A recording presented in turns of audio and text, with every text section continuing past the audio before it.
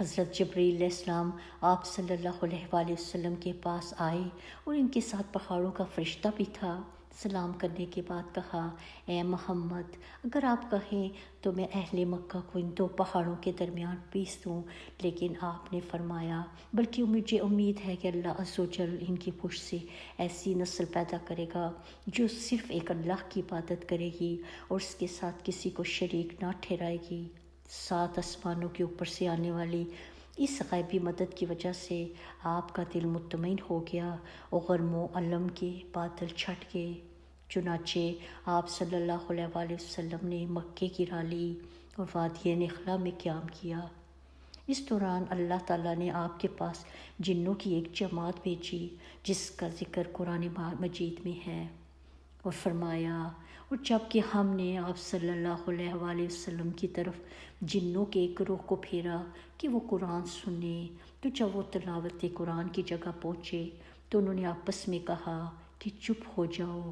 پھر جب اس کی تلاوت پوری کی جا چکی تو اپنی قوم کی طرف عذاب الہی سے ڈرانے والے بن کر پلٹے۔ انہوں نے کہا، اے ہماری قوم، ہم نے ایک کتاب سنی ہے جو موسیٰ کے بعد نازل کی گئی ہے، اپنے سے پہلے کی تصدیق کرنے والی ہے، حق و راست کی طرف رہنمائی کرتی ہے۔ اے ہماری قوم، اللہ کے داعی کی بات مان لو اور اس پر ایمان لے آؤ، اللہ تمہارے گناہ بخش دے گا اور تمہیں دردناک عذاب سے بچائے گا۔ جنوں کی آمد و قبول اسلام کا واقعہ در حقیقت اللہ تعالیٰ کی جانب سے دوسری مدد تھی، اور پھر اس واقعے کے تعلق سے جو آیات نازل ہوئی ان کے بیچ میں نبی کریم صلی اللہ علیہ وآلہ وسلم کی دعوت کی کامیابی کی بشارتیں بھی ہیں، اور اس بات کی وضاحت بھی کہ کائنات کی کوئی بھی طاقت اس دعوت کی کامیابی کی راہ میں حائل نہیں ہو سکتی۔ چنانچہ ارشاد ہے، وَمَن لَا يُجِبْ دَاعِيَ اللَّهِ فَلَيْسَ بِمُعْجِزٍ فِي الْأَرْضِ، جو اللہ کے داعی کی دعوت قبول نہ کرے وہ زمین میں اللہ کو بے بس نہیں کر سکتا۔ وَلَيْسَ لَهُ مِن دُونِهِ أَوْلِيَاءُ، اور اللہ کے سوا اس کا کوئی کارساز ہے بھی نہیں۔ أُولَٰئِکَ فِی ضَلَالٍ مُبِینٍ، اور وہ ایسے لوگ کھلی گمراہی میں ہی ہیں۔ آخر رسول اللہ صلی اللہ علیہ وآلہ وسلم وہاں سے روانہ ہوئے اور مکے کے قریب پہنچ کر کوہ حرا کے دامن میں ٹھہر گئے۔ آپ وسلم نے متم بن ندی کو پیغام بھیجا کہ آپ کو پناہ دیں۔ چنانچہ متم نے رسول اللہ صلی اللہ علیہ وآلہ وسلم کو پیغام بھیجا کہ آپ مکہ کے اندر آ جائیں، میں نے آپ کو پناہ دی ہے۔ چنانچہ نبی کریم صلی اللہ علیہ وآلہ وسلم نے پھر سے اسلام کی دعوت دینی شروع کر دی۔ آپ صلی اللہ علیہ وآلہ وسلم کی دعوت و تبلیغ ابھی کامیابی اور ظلم و ستم کے اس درمیانی مرحلے سے گزر رہی تھی کہ اسراء اور معراج کا واقعہ پیش آیا۔ ابن قیم لکھتے ہیں کہ صحیح قول کے مطابق رسول اللہ کو آپ کے جسم مبارک سمیت براق پر سوار کر کے حضرت جبرائیل علیہ السلام کے ساتھ مسجد حرام سے بیت المقدس تک سیر کرائی گئی۔ پھر آپ صلی اللہ علیہ وآلہ وسلم نے وہاں نزول فرمایا اور انبیاء کی امامت فرماتے ہوئے نماز پڑھائی اور براق کو مسجد کے دروازے کے حلقے سے باندھ دیا۔ اس کے بعد اسی رات آپ صلی اللہ علیہ وآلہ وسلم کو بیت المقدس سے آسمان دنیا تک لے جایا گیا۔ جبرائیل علیہ السلام نے دروازہ کھلوایا، آپ وسلم کے لیے دروازہ کھولا گیا۔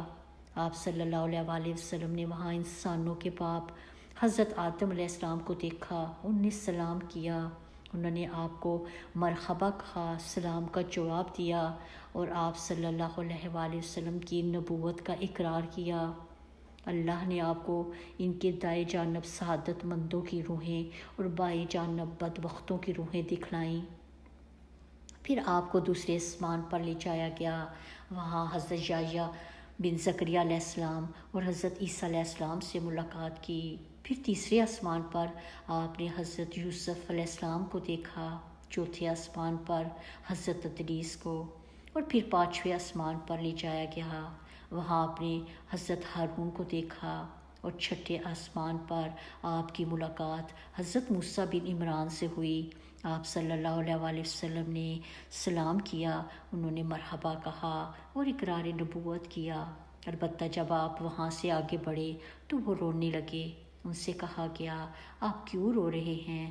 انہوں نے کہا، اس لیے رو رہا ہوں کہ ایک نوجوان جو میرے بعد مبعوث کیا گیا، اس کی امت کے لوگ میری امت کے لوگوں سے بہت زیادہ تعداد میں جنت کے اندر داخل ہوں گے۔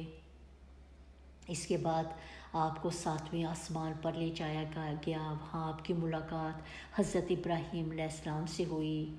اس کے بعد آپ کو سدرۃ المنتہا تک لے جایا گیا، پھر آپ کے لیے بیت المعمور کو ظاہر کیا گیا، پھر آپ کو اللہ تعالیٰ کے دربار میں پہنچایا گیا۔ آپ صلی اللہ علیہ وآلہ وسلم اللہ کے اتنے قریب ہوئے کہ 2 کمانوں کے برابر یا اس سے بھی کم فاصلہ رہ گیا۔ اس وقت اللہ نے اپنے بندے پر وحی فرمائی اور 50 وقت کی نمازیں فرض کیں۔ اس کے بعد آپ واپس ہوئے، یہاں تک کہ حضرت موسیٰ علیہ السلام کے پاس سے گزرے تو انہوں نے پوچھا کہ اللہ نے آپ کو کس چیز کا حکم دیا ہے؟ آپ نے فرمایا 50 نمازوں کا۔ انہوں نے کہا، آپ کی امت اس کی طاقت نہیں رکھتی، آپ اپنے پروردگار کے پاس واپس جائیے اور اپنی امت کے لیے تخفیف کا سوال کیجیے۔ آپ صلی اللہ علیہ وسلم نے حضرت جبرائیل علیہ السلام کی طرف دیکھا، گویا ان سے مشورہ لے رہے ہوں۔ انہوں نے اشارہ کیا، ہاں اگر آپ چاہیں۔ اس کے بعد حضرت جبرائیل آپ کو اللہ تعالیٰ کے حضور لے گئے اور آپ 10 نمازوں میں تخفیف کر دی گئی۔ آپ صلی اللہ علیہ وسلم نیچے لائے گئے۔ جب موسیٰ علیہ السلام کے پاس سے گزر ہوا تو انہیں خبر دی، انہوں نے کہا، آپ اپنے رب کے پاس واپس جائیے اور تخفیف کا سوال کیجیے۔ اس طرح حضرت موسیٰ علیہ السلام اور اللہ عز و جل کے درمیان آپ کی آمد و رفت برابر جاری رہی، یہاں تک کہ اللہ عز و جل نے صرف 5 نمازیں باقی رکھیں۔ اس کے بعد موسیٰ علیہ السلام نے آپ کو دوبارہ واپسی اور طلب تخفیف کا مشورہ دیا، لیکن آپ صلی اللہ علیہ وآلہ وسلم نے فرمایا، اب مجھے اپنے رب سے شرم محسوس ہو رہی ہے، میں اسی پر راضی ہوں اور اس سر تسلیم ہم کرتا ہوں۔ پھر جب آپ مزید کچھ دور تشریف لے گئے تو آواز آئی کہ میں نے اپنا فریضہ نافذ کر دیا اور اپنے بندوں سے تخفیف کر دی۔ شب معراج کے سفر میں آپ صلی اللہ علیہ وآلہ وسلم کو کئی چیزیں دکھلائیں گی۔ آپ پر دودھ اور شراب پیش کیے گئے، آپ نے دودھ اختیار فرمایا اور آپ سے فرمایا گیا کہ آپ نے فطرت پا لی، اور یاد رکھیے کہ اگر آپ نے شراب لی ہوتی تو آپ کی امت گمراہ ہو جاتی۔ آپ صلی اللہ علیہ وآلہ وسلم نے جنت میں 4 نہریں دیکھیں، 2 ظاہری اور 2 باطنی۔ آپ نے مالک دوروغہ جہنم کو بھی دیکھا، وہ ہنستا نہ تھا اور نہ اس کے چہرے پر خوشی تھی۔ آپ صلی اللہ علیہ وآلہ وسلم نے جنت اور جہنم بھی دیکھی۔ آپ نے لوگوں کو بھی دیکھا جو یتیموں کا مال ظلماً کھا جاتے ہیں، ان کے ہونٹ اونٹ کے ہونٹوں کی طرح تھے اور وہ اپنے منہ میں پتھر کے ٹکڑوں جیسے انگارے ٹھونس رہے تھے جو دوسری جانب ان کے پاخانے کے راستے سے نکل رہے تھے۔ آپ نے سود خوروں کو بھی دیکھا، ان کے پیٹ اتنے بڑے بڑے تھے کہ وہ اپنی جگہ سے ادھر ادھر نہیں ہو سکتے تھے، اور جب آل فرعون کو آگ پر پیش کرنے کے لیے لے جایا جاتا تو ان کے پاس سے گزرتے وقت انہیں رونتے ہوئے جاتے تھے۔ آپ صلی اللہ علیہ وآلہ وسلم نے زناکاروں کو بھی دیکھا، ان کے سامنے تازہ اور فربا گوشت تھا اور اسی کے ساتھ ساتھ سڑا ہوا چھچڑا بھی تھا۔ یہ لوگ تازہ اور فربا گوشت چھوڑ کر سڑا ہوا گوشت کھا رہے تھے۔ آپ نے ان عورتوں کو بھی دیکھا جو اپنے شوہروں پر دوسروں کی اولاد داخل کر دیتی ہیں، یعنی دوسروں سے زنا کے ذریعے حاملہ ہوتی ہیں، لیکن لا علمی کی وجہ سے بچہ ان کے شوہر کا سمجھا جاتا ہے۔ آپ نے انہیں دیکھا کہ ان کے سینوں میں بڑے بڑے ٹیڑھے کانٹے چبھا کر انہیں آسمان و زمین کے درمیان لٹکا دیا گیا ہے۔ آپ صلی اللہ علیہ وآلہ وسلم نے آتے جاتے اہل مکہ کا ایک قافلہ بھی دیکھا اور انہیں ان کا ایک اونٹ بھی بتایا جو بھڑک کر بھاگ گیا تھا۔ آپ نے ان کا پانی بھی پیا جو ایک ڈھکے ہوئے برتن میں رکھا تھا۔ اس وقت قافلہ سو رہا تھا۔ پھر آپ نے اسی طرح برتن ڈھک کر چھوڑ دیا، اور یہ بات معراج کی صبح آپ صلی اللہ علیہ وآلہ وسلم کے دعوے کی صداقت کی ایک دلیل ثابت ہوئی۔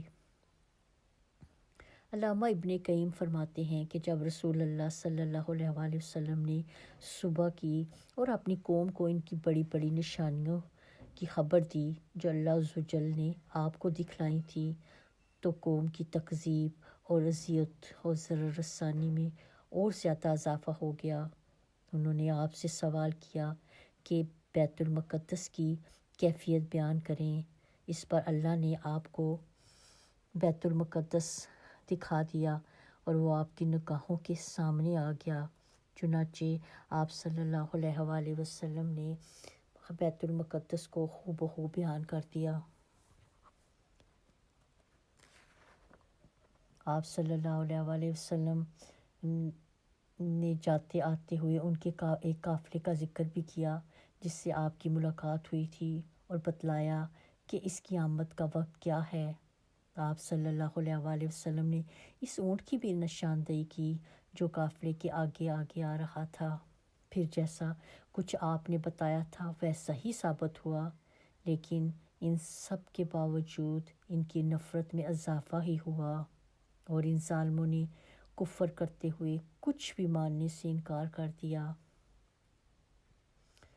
کہا جاتا ہے کہ حضرت ابوبکر صدیق رضی اللہ عنہ کو اسی موقع پر صدیق کا خطاب دیا گیا، کیونکہ آپ نے اس واقعے کی اس وقت تصدیق کی جبکہ اور لوگوں نے اس کی تکذیب کی تھی۔ نبوت کے 11ویں سال موسم حج میں یثرب کے 6 آدمیوں نے اسلام قبول کیا۔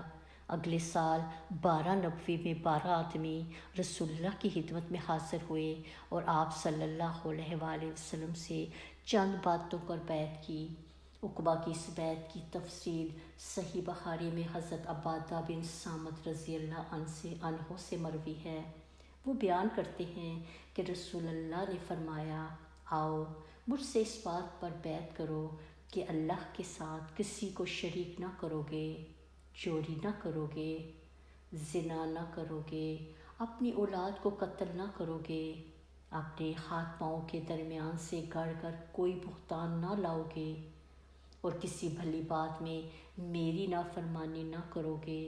جو شخص یہ ساری باتیں پوری کرے گا اس کا اجر اللہ پر ہے، اور جو شخص ان میں سے کسی چیز کا ارتکاب کر بیٹھے پھر اسے دنیا ہی میں اس کی سزا دی جائے گی تو یہ اس کے لیے کفارہ ہوگی، اور جو شخص ان میں سے کسی چیز کا ارتکاب کر بیٹھے پھر اللہ اس پر پردہ ڈال دے گا تو اس کا معاملہ اللہ کے حوالے ہے، چاہے گا تو سزا دے گا اور چاہے گا تو معاف کر دے گا۔